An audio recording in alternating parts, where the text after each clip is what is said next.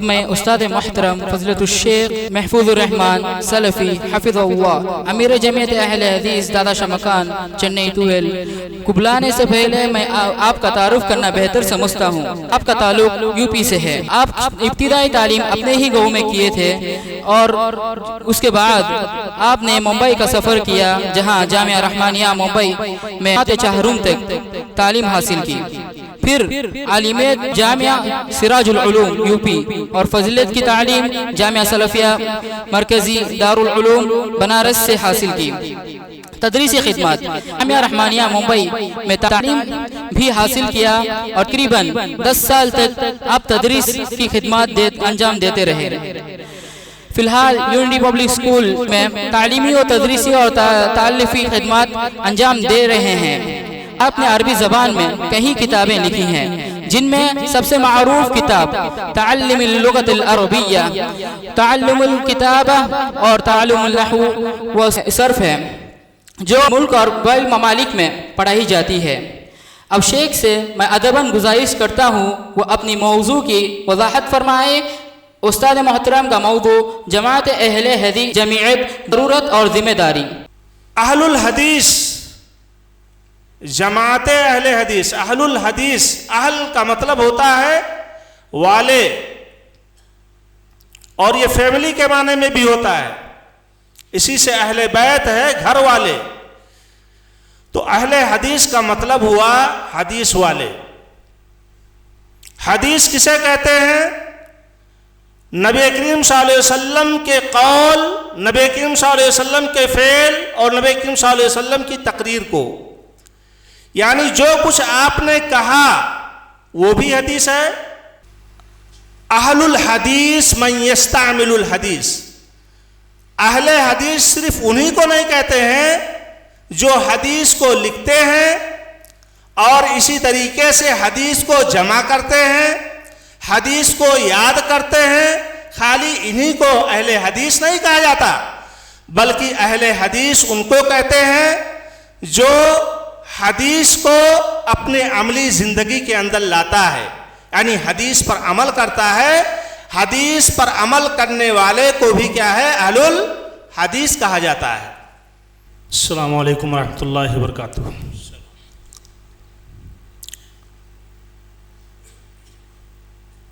الحمد للہ رب العالمین والصلاة والسلام علی سید الانبیاء والمرسلین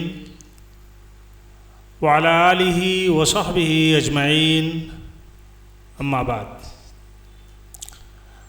اعوذ باللہ من الشیطان الرجیم، بسم اللہ الرحمن الرحیم۔ وَلْتَكُن مِّنكُمْ أُمَّةٌ يَدْعُونَ إِلَى الْخَيْرِ وَيَأْمُرُونَ بِالْمَعْرُوفِ وَيَنْهَوْنَ عَنِ الْمُنكَرِ وَأُولَئِكَ هُمُ الْمُفْلِحُونَ۔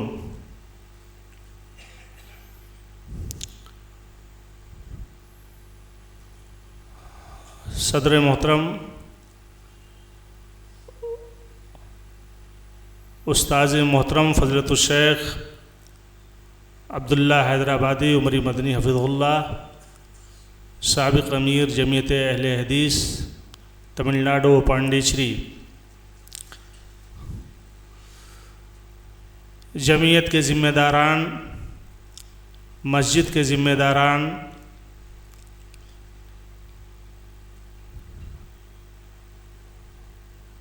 دوستوں اور ساتھیوں اور خواتین اسلام، ہر طرح کی تعریف اللہ رب العزت کے لیے ہے جو سارے جہاں کا پیدا کرنے والا ہے۔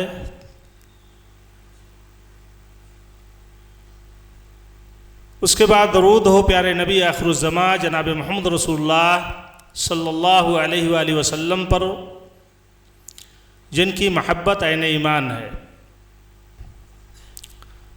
محترم حضرات، موضوع ہے جماعت اہل حدیث اور جمعیت، اہمیت اور ضرورت۔ محترم حضرات، سب سے پہلے آیت کا ترجمہ جو میں نے آپ لوگوں کے سامنے پڑھی ہے، اس کو سن لیتے ہیں۔ اللہ تعالیٰ نے بیان فرمایا کہ تم میں سے ایک امہ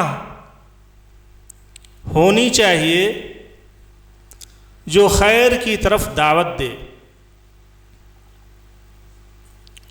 وَيَأْمُرُونَ بِالْمَعْرُوفِ وَيَنْهَوْنَ عَنِ الْمُنْكَرِ، اور بھلائی کا حکم دے اور منکر سے روکے۔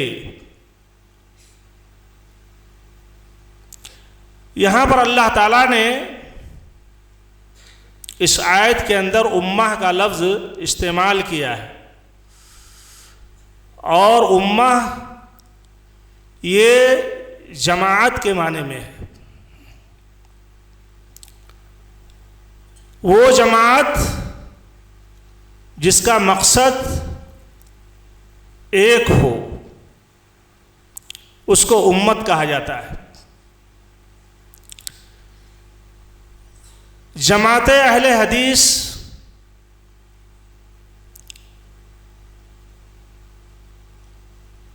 اس کا کام ہی ہے، اس کی خدمت ہی یہ ہے کہ لوگوں کو خیر کی طرف بلائے، لوگوں کو بھلائی کا حکم دے اور منکر سے روکے۔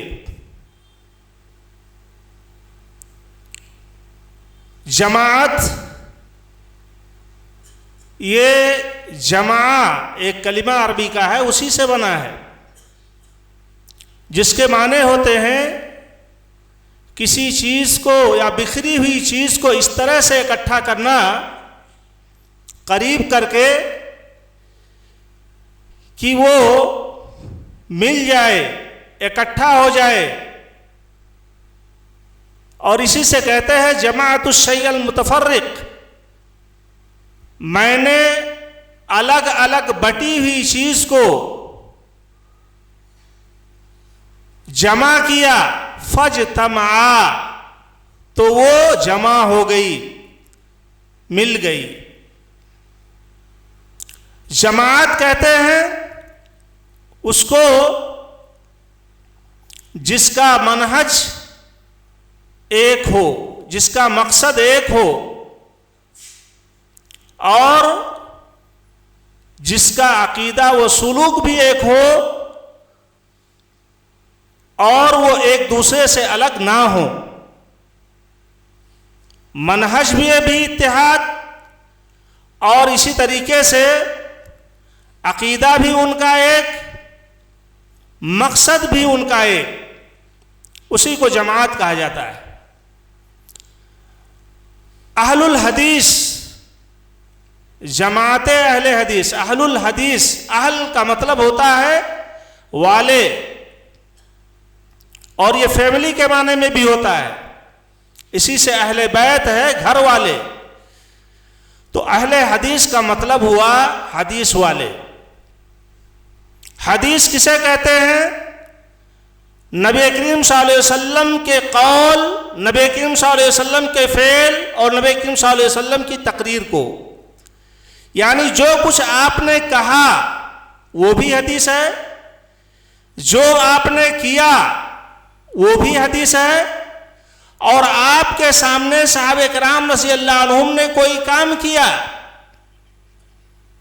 اور آپ نے اس پر رضامندی کا اظہار کیا، خاموش رہے، تو وہ بھی حدیث ہے۔ اسی کو حدیث تقریری کہا جاتا ہے، حدیث قولی، حدیث فعلی، حدیث تقریری۔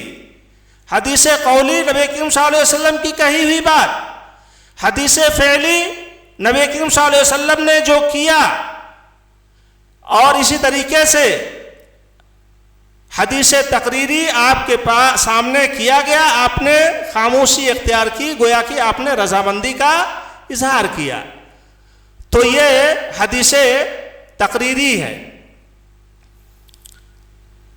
یہاں پر ایک اعتراض بن سکتا ہے کہ اہل القرآن اپنے آپ کو اہل قرآن کہتے ہیں، اہل القرآن ایک فرقہ ہے، اور یہ حدیثوں کا انکار کرتا ہے، یہ کہتا ہے جو کچھ حدیث میں قرآن میں ہے بس اسی کو مانیں گے، حدیث کو یہ مانتے نہیں، یہ یا تو جزوی طور پر اس کا انکار کرتے ہیں یا کلی طور پر اس کا انکار کر دیا کرتے ہیں. جیسا کہ بہت سے لوگ ایسے ہوئے جنہوں نے حدیثوں کا انکار کیا، جیسے عبداللہ چکڑالوی ہیں یا اسلم جہراج پوری ہیں، سر سید احمد خان جو علی گڑھی تھے، علی گڑھ کے مسلم یونیورسٹی، تو ان کا بھی اسی طرح کا کچھ نظریہ تھا.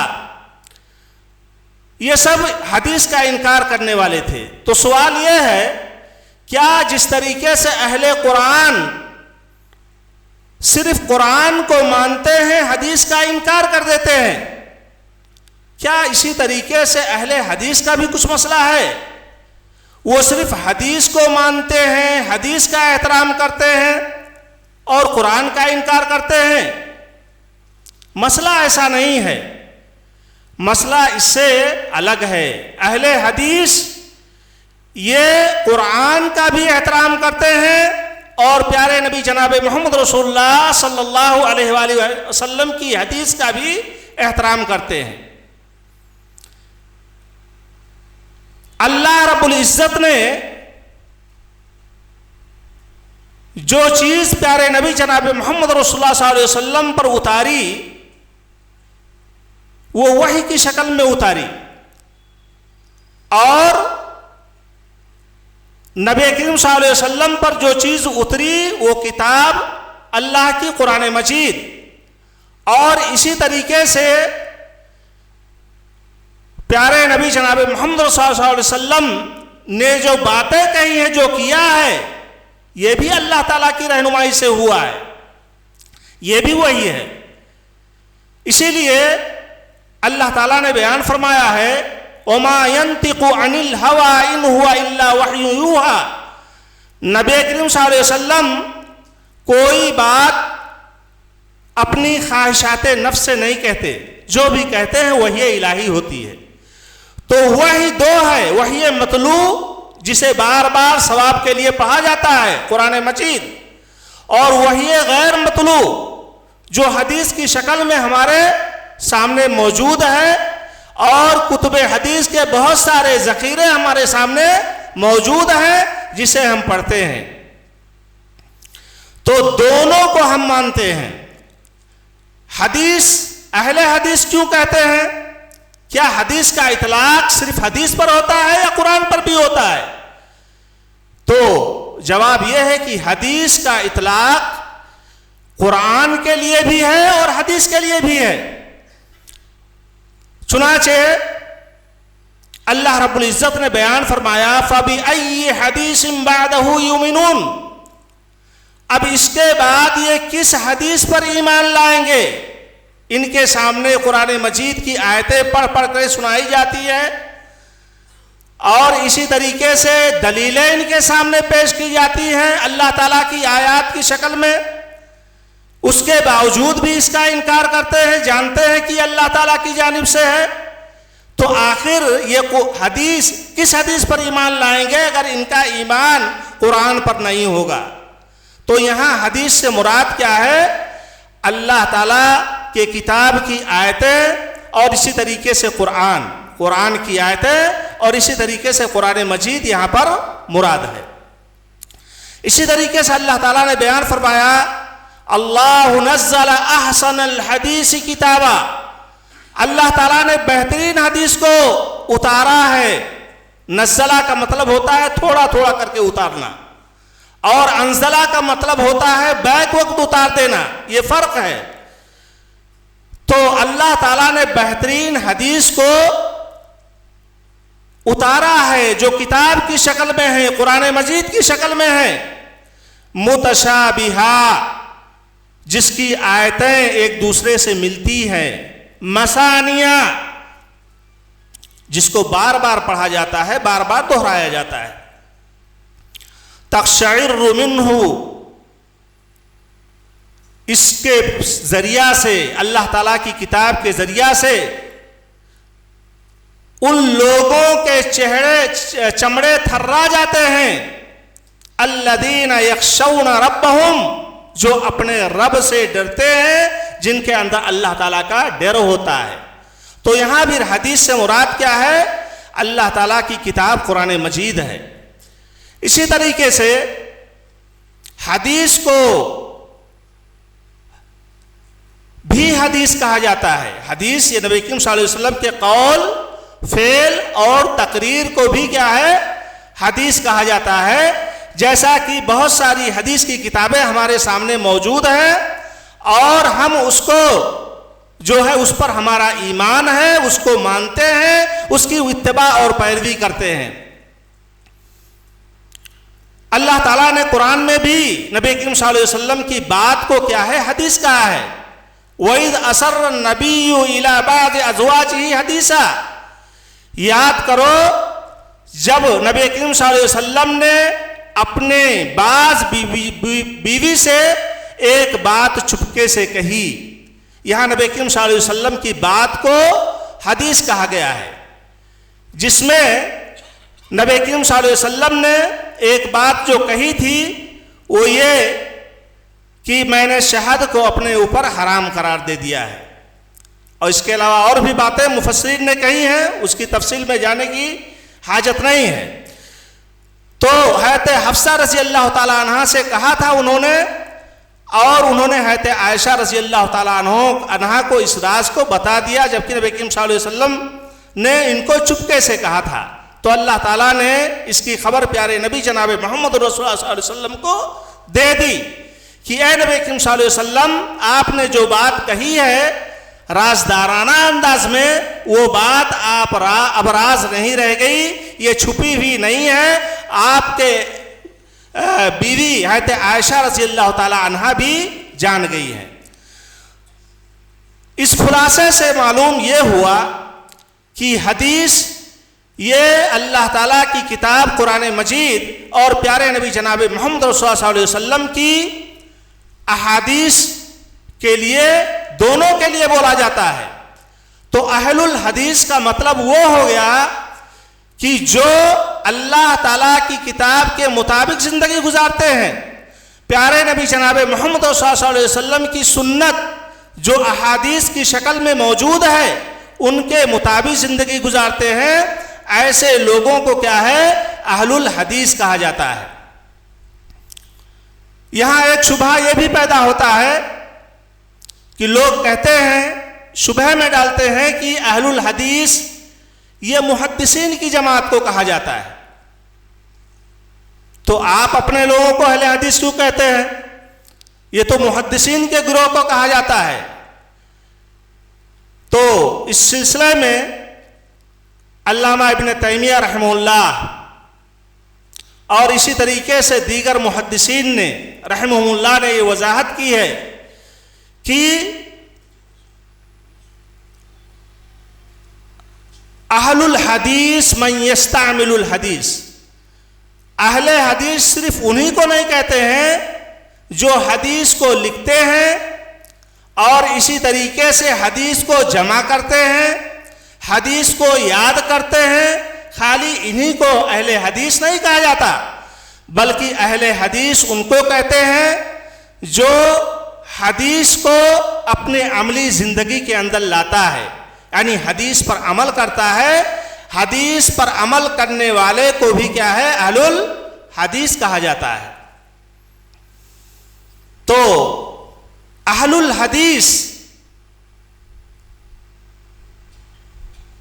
حدیث اور اللہ تعالیٰ کی کتاب پر عمل کرنے والے، اور اسی طریقے سے ان لوگوں کو جو اللہ کی کتاب قرآن مجید اور پیارے نبی جناب محمد رسول اللہ صلی اللہ علیہ وسلم کی حدیث کو صحابہ کرام رضی اللہ عنہم کے فہم کے حساب سے سمجھ کر کے، پڑھ کر کے اور اس پر عمل پیرا ہوتے ہیں، ایسے لوگوں کو کیا ہے؟ اہل حدیث کہا جاتا ہے۔ ایک سوال یہ بھی ہے کہ اللہ تعالیٰ نے ہمارا نام مسلم رکھا ہے، پھر ہم اہل حدیث کیوں کہتے ہیں؟ اپنے آپ کو اہل حدیث کیوں کہتے ہیں؟ اس کا سادہ سا جواب یہ ہے کہ ایک نام ہوتا ہے ذاتی نام، ایک ہوتا ہے صفتی نام۔ جیسے کہ اللہ تعالیٰ کا ذاتی نام اللہ ہے، لیکن ذاتی نام کے علاوہ اللہ تعالیٰ کی بہت ساری صفتیں بیان کی گئی ہیں، قرآن مجید کے اندر بھی موجود ہیں اور نبی کریم صلی اللہ علیہ وسلم کی احادیث کے اندر بھی موجود ہے۔ اللہ تعالیٰ نے بیان فرمایا وَلِلَّهِ الْأَسْمَاءُ الْحُسْنَى، اللہ ہی کے لیے خوبصورت نام ہے، فَادْعُوهُ بِهَا، لہٰذا اللہ تعالیٰ کے ان خوبصورت ناموں کے ذریعہ سے تم کیا ہے پکارو، دعا کرو، اور جو بھی انسان اللہ تعالیٰ کے ناموں کے ذریعہ سے اپنے رب کو پکارتا ہے اللہ تعالیٰ ان کی دعاؤں کو قبول فرماتا ہے۔ اسی طریقے سے محمد صلی اللہ علیہ وسلم کا نام، اس میں ذاتی نام، اصلی نام محمد اور احمد ہے، لیکن آپ کے دوسرے صفاتی نام بھی ہیں، جیسے کہ نبی کریم صلی اللہ علیہ وسلم کو ماہی کہا جاتا ہے، اس لیے کہ نبی کریم صلی اللہ علیہ وسلم کے ذریعے سے کفر کا خاتمہ ہوا، شرک کا خاتمہ ہوا، اور معاشرے کے اندر جو جاہلیت اور تاریکی پھیلی ہوئی تھی اسلام کی کرنوں کے ذریعہ سے ان کو روشن کر دیا گیا، تو آپ کو ماہی بھی کہا جاتا ہے۔ اسی طریقے سے آپ کو کیا ہے عاقب بھی کہا جاتا ہے، کیونکہ نبی کریم صلی اللہ علیہ وسلم آخری نبی ہے، اس کے بعد کوئی نبی نہیں ہے، اور عاقب کا مفہوم بھی یہی ہے۔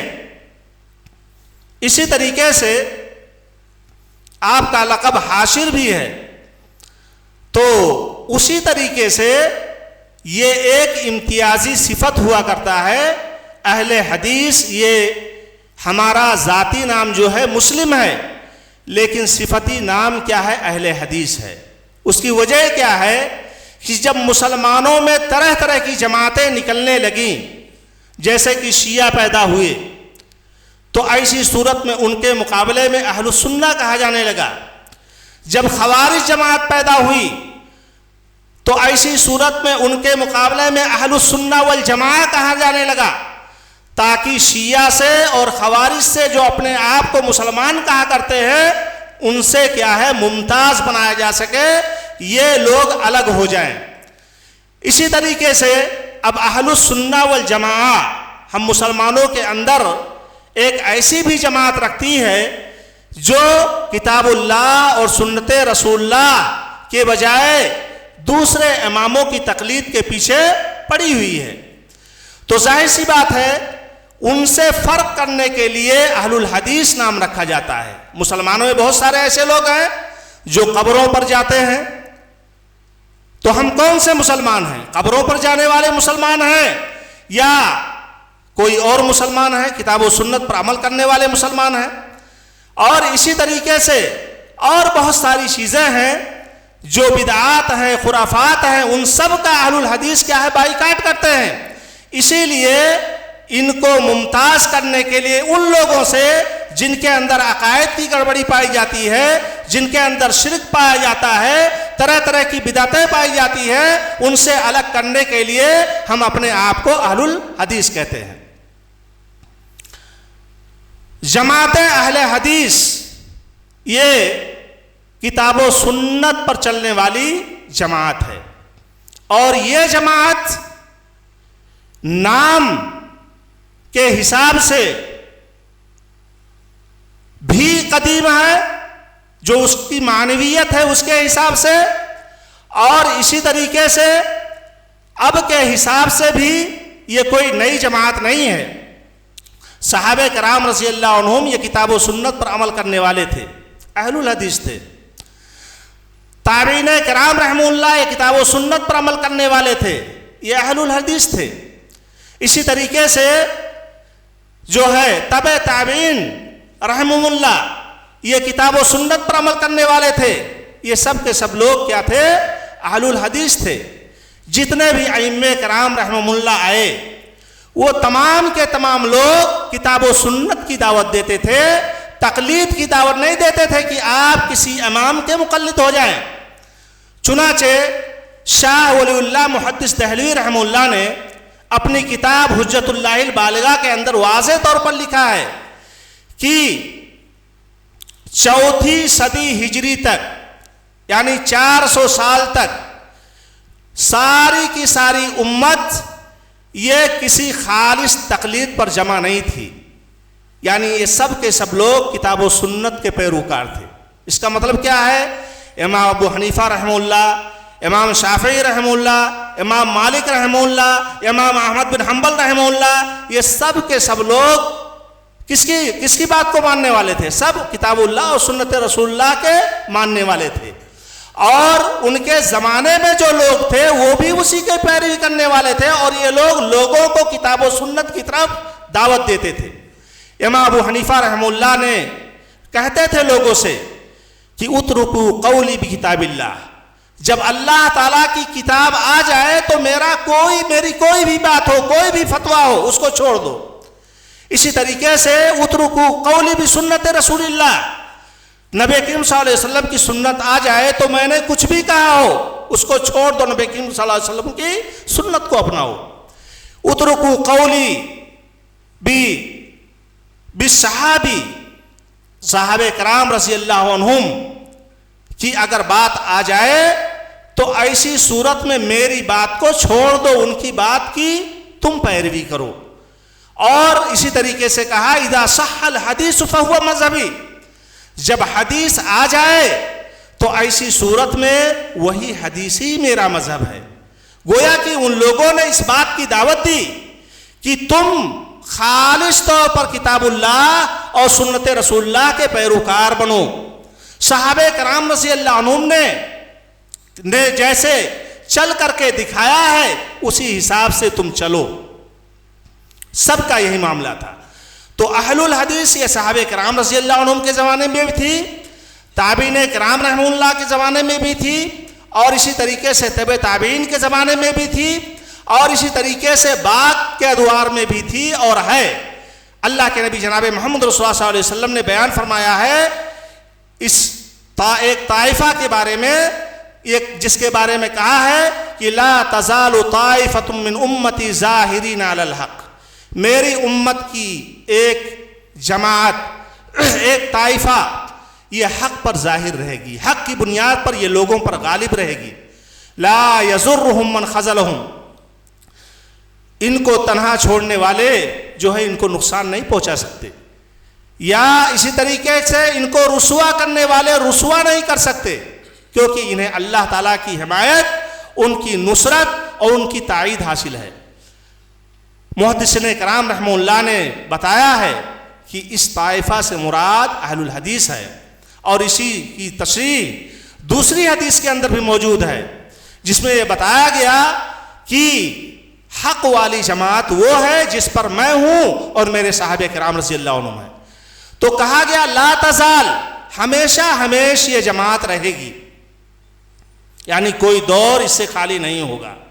چنانچہ یہ جماعت، یہی جماعت صحابہ کرام رضی اللہ عنہم کی شکل میں ہندوستان کے اندر نبی کریم صلی اللہ علیہ وسلم کے انتقال کے 4 سال کے بعد ہی داخل ہو گئی، اور تھانہ کے اندر اور اسی طریقے سے ساحلی علاقوں میں یہ لوگ تجارتی غرض سے آئے، لیکن اپنے ساتھ اسلام لے کر کے آئے، وہ اسلام جس کا نام کتاب اللہ کی کتاب قرآن مجید اور پیارے نبی جناب محمد رسول اللہ صلی اللہ علیہ وسلم کی کیا ہے؟ سنت ہے، اسی کا نام اسلام ہے، یہی لے کر کے آئے اور اسی کا پرچار پورے ہندوستان کے اندر کیا۔ تو یہ جماعت جو ہے قدیم جماعت ہے، تو یہ ہے جماعت اہل الحدیث، جس کا مشن یہ ہے کہ اللہ کی کتاب کی دعوت کو عام کیا جائے، پیارے نبی جناب محمد رسول اللہ صلی اللہ علیہ وسلم کی سنت کو عام کیا جائے، اور لوگوں کے ایمان کو ویسا بنایا جائے جیسے کہ صحابہ کرام رضی اللہ عنہم کا ایمان تھا۔ جمعیت کیا ہے؟ جمعیت اہل حدیث، جمعیت اہل حدیث یہ ایک تنظیم ہے، جمعیت اہل حدیث یہ ایک تنظیم ہے، اور اس تنظیم کی جو بنیاد پڑی ہے یہ مختلف ناموں کے ساتھ حلقہ احباب اہل حدیث کے نام سے 1901 میں پڑی، सन 1901 में पढ़ी। हल्क़े अहबाब अहले हदीस प्रोफेसर अब्दुल क़य्यूम साहब के नाना सुल्तान अहमद और इसी तरीके से उनके वालिद फजलुद्दीन साहब जो थे, उनके घर के ऊपर अहलुल हदीस की जमात इकट्ठा हुई और उसका नाम हल्क़े अहबाब अहले हदीस रखा गया। उस तंजीम का नाम हल्क़े अहबाब अहले हदीस रखा गया। उसके बाद फिर इसको बदल करके मजलिस अहले हदीस का नाम दिया गया सन 1906 में। फिर उसके बाद 1909 में इसको अंजुमन अहले हदीस का नाम दिया गया, अंजुमन अहले हदीस लाहौर।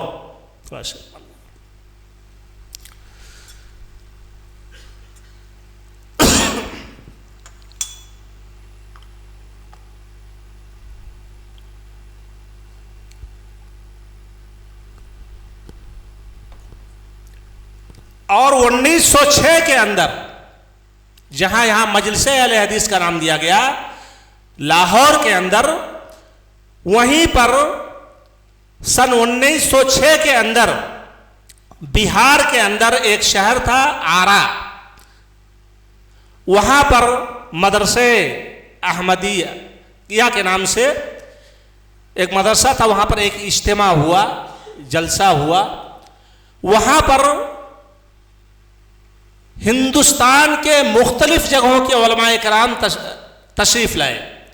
फिर वहीं पर लोगों ने एक प्लान बनाया और एक मकसद रखा। उन्होंने प्लान ये बनाया कि क्यों ना ये अहले हदीस जमात जो मुख्तलिफ जगहों पर हिंदुस्तान के अंदर फैली हुई है, क्यों ना हम उनको एक तंजीम से मुंसलिक कर दें, एक तंजीम से मुंसलिक कर दें, ताकि जो दावत का काम है इस्लाम का, किताब व सुन्नत की इशाअत का, लोगों में किताब व सुन्नत की बातों को फैलाने का, उसका मसला आसानी के साथ हल हो। तो सारे अहले हदीसों को एक तंजीम में मुंसलिक करने के लिए सन 1906 के अंदर आल इंडिया अहले हदीस कॉन्फ्रेंस के नाम से इसकी बुनियाद डाली गई, जिसके सदर थे हाफिज अब्दुल्ला गाजीपुरी रहमहुल्लाह, जिनके इल्म फजल की बुनियाद पर उन्हें उस्ताजुल असातिज़ा कहा जाता था। इसी तरीके से उसके नाजिम थे मुफस्सिर कुरान, मुनाज़िर इस्लाम अल्लामा सनाउल्लाह मरसी रहमहुल्लाह।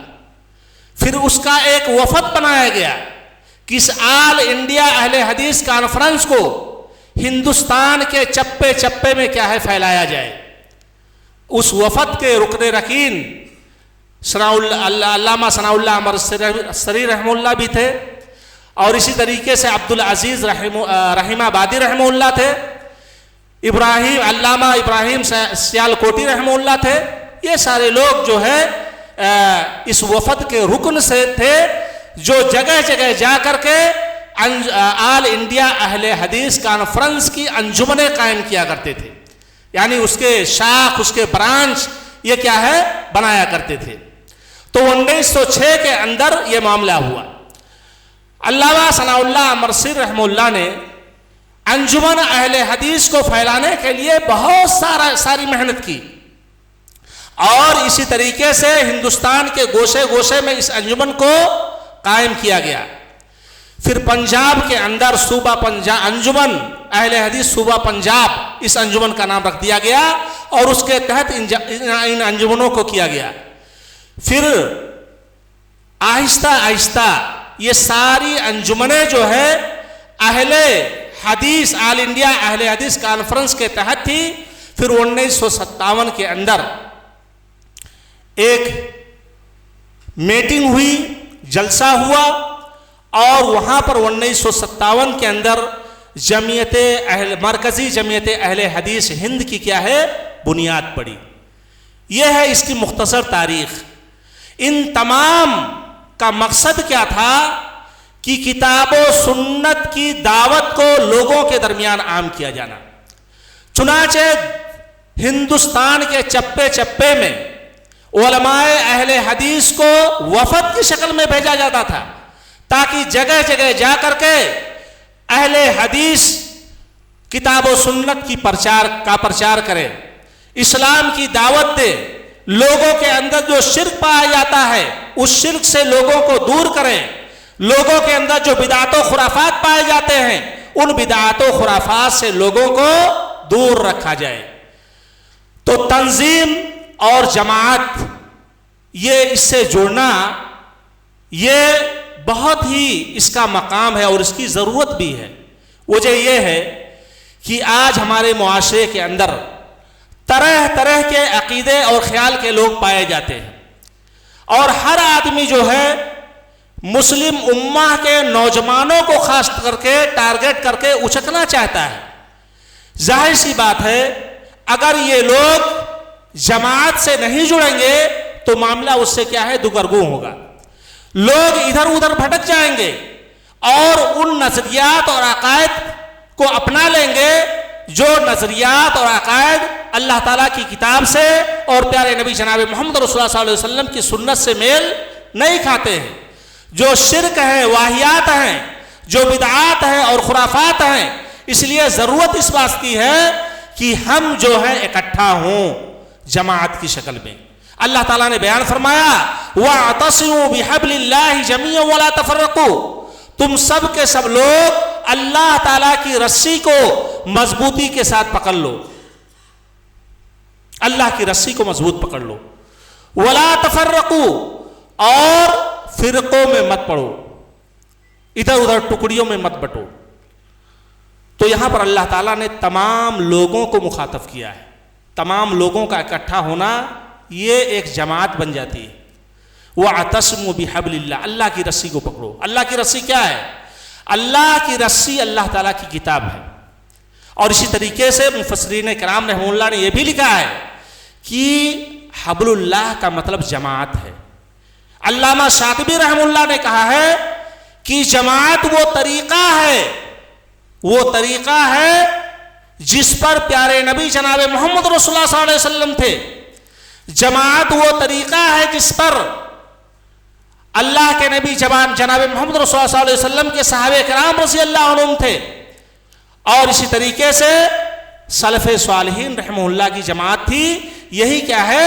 جماعت ہے۔ تو اسی لیے اللہ تعالیٰ نے اللہ کے نبی جناب محمد رسول اللہ علیہ وسلم بیان فرمایا ہے کہ علیکم بالجماعہ، دیکھو تم جماعت کو لازم پکڑو۔ تو جماعت کیا ہے؟ جماعت یہی کتاب و سنت ہے۔ اگر ہم کتاب و سنت پر صحیح ڈھنگ سے قائم ہیں اور اس کو پڑھتے ہیں اور اس پر ہمارا عمل ویسے ہی ہے جیسے صحابہ کرام رضی اللہ عنہم کا تھا، تو ایسی صورت میں گویا کہ ہم جماعت پر قائم ہیں۔ علیکم بالجماعہ، تمہارے اوپر لازم ہے تم جماعت کو لازم پکڑو، جماعت کو لازم پکڑو۔ وَإِيَّاكُمْ وَالْفُرْقَةَ، اور اسی طریقے سے ٹکڑیوں میں بٹنے سے تم سب کے سب لوگ کیا ہے؟ بچ جاؤ، ٹکڑیوں میں مت بچو۔ فَإِنَّ الشَّيْطَانَ مَعَ الْوَاحِدِ، کیونکہ انسان یہ شیطان جو ہے ایسے لوگوں کے ساتھ ہوتا ہے جو تنہا ہوتے ہیں۔ وَهُوَ مِنَ الْإِثْنَيْنِ أَبْعَدَ، جب دو لوگ ہوتے ہیں تو وہ اس سے کیا ہے؟ شیطان دور بھاگ جاتا ہے۔ تو اس لیے جماعت کے ساتھ رہنے میں برکت ہے، اور یہ جماعت اسی صورت میں کہلائے گی جب یہ کتاب اللہ اور سنت رسول اللہ پر قائم ہو۔ اگر کوئی ایسا ہے چاہے وہ کسی بھی جماعت کا رہنے والا ہو، وہ حقیقی معنوں میں کتاب اللہ اور سنت رسول اللہ کی طرف دعوت دیتی ہے اور صحابہ کرام رضی اللہ عنہم کا احترام کرتی ہے، ان کے منہج کو اختیار کرتی ہے، تو وہ جماعت حقہ ہے۔ لیکن اس سے ہٹی ہوئی جو بھی جماعت ہے، اگرچہ ہم اپنے آپ کو کچھ بھی کہہ لیں، کوئی بھی نام دے لیں، تو اگر ہم اس سے ہٹے ہوئے ہیں تو ہم اپنے آپ کو اہل حدیث کہلانے کے حقدار نہیں ہیں، اہل السنہ والجماعہ کہنے کے حقدار نہیں ہیں، یا اس جماعت کے کہلانے جانے کے حقدار نہیں ہیں جس کے بارے میں نبی کریم صلی اللہ علیہ وسلم نے بیان فرمایا کہ یہ امت 73 فرقوں میں بٹ جائے گی، سارے کے سارے لوگ جہنمی ہوں گے، ایک فرقہ جنتی ہوگا، اور وہ فرقہ وہ ہے، وہ جماعت وہ ہے جس پر میں ہوں اور میرے صحابہ کرام رضی اللہ عنہم ہیں، میرے صحابہ کرام رضی اللہ عنہم ہیں۔ تو جماعت یہ اصل ہے، جماعت سے جو نکل گیا اسی کا نام کیا ہے؟ فرقہ ہے۔ اسی لیے کہا گیا وَاعْتَصِمُوا بِحَبْلِ اللَّهِ جَمِيعًا وَلَا تَفَرَّقُوا، اللہ کی رسی کو ایک ساتھ مل کر کے مضبوطی کے ساتھ پکڑ لو اور ادھر ادھر ٹکڑیوں میں یا اسی طریقے سے ٹولیوں میں تم مت بٹو۔ تو یہ کیا ہے؟ اس کی ضرورت ہے۔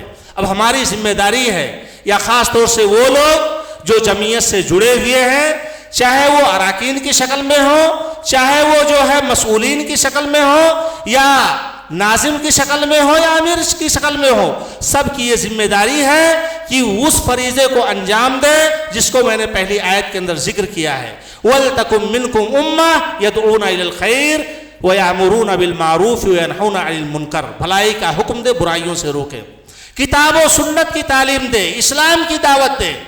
اور اسلام کی دعوت اور تعلیم، اس کے لیے وسائل کی ضرورت ہے۔ وہ وسائل کیا ہے؟ مسجد ہے جو الحمدللہ ہمارے پاس ہے، بہت ساری مسجدیں ہیں، لیکن ذمہ داری یہ بھی ہے کہ ان مسجدوں کے اندر دروس کا اہتمام ہو، عقیدے کے درس کا اہتمام ہو، حدیث کے درس کا اہتمام ہو، قرآن مجید کی تفسیر کا اہتمام ہو۔ اسی طریقے سے جگہ جگہ پر مدارس کا قیام ہو، جہاں پر جو ہے ایک سلیبس ہو جو کتاب اللہ اور سنت رسول اللہ کی روشنی میں تیار کیا گیا ہو، اور اس کے اندر عقیدہ، عبادات، اخلاق، معاملات، تمام چیزیں اس کے اندر کیا ہے؟ پڑھائی جائیں بچوں کے عمر کے حساب سے۔ اور اسی طریقے سے مکاتب کے علاوہ ایسے جامعہ اور یونیورسٹی کا بھی ہونا ضروری ہے جو خالص کتاب اللہ اور سنت رسول اللہ کی طرف کیا ہے؟ دعوت دیتی ہے۔ یہ اصل چیز ہے، یہی بنیاد ہے، انہی کے ذریعہ سے ہم اپنے دعوت کو عام کر سکتے ہیں۔ رہا یہ مسئلہ جلسے کا، جلوس کا، تو اللہ تعالیٰ نے جلسہ ہر ہفتے ہمارے لیے رکھا ہے۔ جمعہ یہ سب سے بہترین جلسہ ہے، یہ سب سے بہترین جلسہ ہے۔ اگر ہم اپنے اس جمعہ کے خطبے کو مرتب کر لیں، احکام کے حساب سے، مسائل کے حساب سے، عبادات اور معاملات کے حساب سے، توحید کے حساب سے، شرک اور بدعات کے رد کے حساب سے، تو ہماری یہ جماعت جو یہاں پر آتی ہے، نماز پڑھتی ہے، پنج وقتہ نماز کی ادائیگی کرتی ہے، وہ اس علم سے فائدہ اٹھائے گی، وہ بدعات کی طرف نہیں الجھے گی، وہ طرح طرح کے واہیات کی طرف نہیں الجھے گی۔ اس لیے ہماری یہ ذمہ داریاں ہے کہ یہ تمام چیزیں کریں۔ نبی کریم صلی اللہ علیہ وسلم کے اخلاق یہ قرآن تھے، قرآن ہی نبی کریم صلی اللہ علیہ وسلم کا اخلاق ہے، اور قرآن کے اندر یہ ساری چیزیں ہیں۔ اخلاق کو بھی ہمیں اپنانا ہے، حسن خلق کو بھی ہمیں اپنانا ہے، کیونکہ یہ اخلاق اور کردار ایسی چیزیں ہیں جس سے قومیں متاثر ہوتی ہیں۔ اور اسی طریقے سے رہ گیا رفاہی کام کا معاملہ، تو یہ دوسری چیزیں ہیں۔ سب سے بہترین غذا وہ ہے جو انسان کو جہنم کی آگ سے بچا دے، سب سے بہترین غذا وہ ہے۔ ہمارے روح کے لیے سب سے بہترین غذا کیا ہے؟ اللہ تعالیٰ کی کتاب کا علم ہے، پیارے نبی جناب محمد رسول اللہ صلی اللہ علیہ وسلم کی سنت کا علم ہے۔ ہم کچھ بھی کھا لیں، کتنا بھی عیش و آرام کر لیں، اگر یہ غذا ہم کو نہیں ملتی ہے، یہ علم اگر ہم کو نہیں ملتا ہے، تو پھر ہم جو ہے دنیا میں بھی ہمارا خسارہ ہے اور آخرت میں ہم برباد ہو جائیں گے۔ یہ چند باتیں ہیں جو میرے ذہن میں باتیں آئی، میں نے آپ لوگوں کے سامنے پیش کیا۔ اللہ تعالیٰ سے دعا ہے کہ اللہ تعالیٰ ہم سب لوگوں کو نیک عمل کرنے کی توفیق عطا فرمائے، اللہ تعالیٰ ہمیں کتاب و سنت کا پابند بنائے، شریعت مطہرہ کا پابند بنائے، شرک و بدعات سے اللہ تعالیٰ ہماری حفاظت فرمائے، اللہ تعالیٰ ہر طرح کے فتنے سے بچائے، عذاب سے بچائے، اور دنیا اور آخرت کی نعمتیں عطا فرمائے، جنت الفردوس عطا فرمائے، آمین۔ وآخر دعوانا الحمدللہ رب العالمین، والسلام علیکم ورحمۃ اللہ وبرکاتہ۔